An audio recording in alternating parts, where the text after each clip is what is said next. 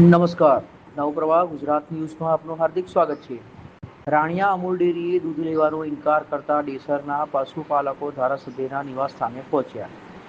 વડોદરા જિલ્લાના ડેસર ઝોનના અનેક પશુપાલકો મોડી રાત્રે બાઇક પર દૂધના કેન લઈને ધારાસભ્ય કેતન ઇનામદારના નિવાસસ્થાન પર પિતૃવાડી પહોંચ્યા હતા. આણંદ જિલ્લાના રાણિયા ગામની અમૂલ ડેરી મંડળીએ દૂધ સ્વીકારવાનો ઇનકાર કરતા પશુપાલકોએ રજૂઆત કરી હતી. પશુપાલકોનું કહેવું છે કે બરોડા ડેરીમાં દૂધના ભાવ અને બોનસ સંતોષકારક ન મળતા તેઓ લાંબા સમયથી રાણિયા અમૂલ દૂધ મંડળીમાં દૂધ ભરતા હતા, પરંતુ હવે ત્યાં પણ દૂધ ન લેવાતા મુશ્કેલી ઊભી થઈ છે. ધારાસભ્ય કેતન ઇનામદાર ગાંધીનગરમાં હોવાથી હાજર ન હતા. બરોડા ડેરીના નવા ચૂંટાયેલા ડિરેક્ટર સુરપાલસિંહે પશુપાલકોની રજૂઆત સાંભળી હતી. તેમણે જણાવ્યું કે મિલ્ક ફેડરેશન પરિપત્ર મુજબ અન્ય જિલ્લાના દૂધનો સ્વીકાર કરી શકાય નહીં. જો કે પશુપાલકોના હિતમાં યોગ્ય નિર્ણય લેવામાં આવશે તેવી ખાતરી આપતા મામલો હાલ પૂરતો થાળે પડ્યો છે. કયા ગામના પશુપાલકો છે અને શું રજૂઆત લઈને? આ પશુપાલકો પીપળિયા, નવા શિયોરા, જૂના શિયોરા, અજબપરા, મીઠાપરા ના બરોડા જિલ્લાના પશુપાલકો રાણિયાની અંદર આણંદ ડેરીમાં દૂધ ભરવા માટે વર્ષોથી જતા હતા, પણ આજથી 1.5 વર્ષ પહેલાં પણ એ અમૂલ ડેરીવાળાએ રોણિયા દૂધ ભરવાનું ના કહેલું પશુપાલકોને, તો ફરીથી દૂધ ભરવાનું ચાલુ કરી દીધેલું.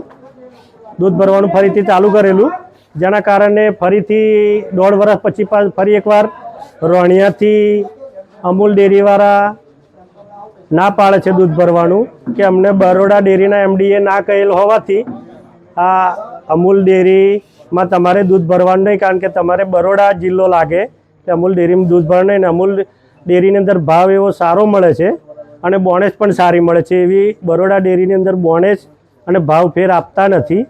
જેના કારણે આ પશુપાલકો નારાજ થઈ હાલ ચેતનભાઈ પાસે, ધારાસભ્ય પાસે આવેલા છે અને દૂધ ભરવા ફરીથી એ જગ્યાએ જવા માટેની માગણી છે. અને અત્યારે હાલ દૂધના કેનો અને દૂધ લેવાનું રોણિયા ના પાડેલ હોવાથી આજરોજ અહીં ચેતનભાઈ જોડે એ રોણિયા દૂધ ચાલુ કરાવવા માટે હાલ અમે આ બધા પશુપાલકો આવેલ છે.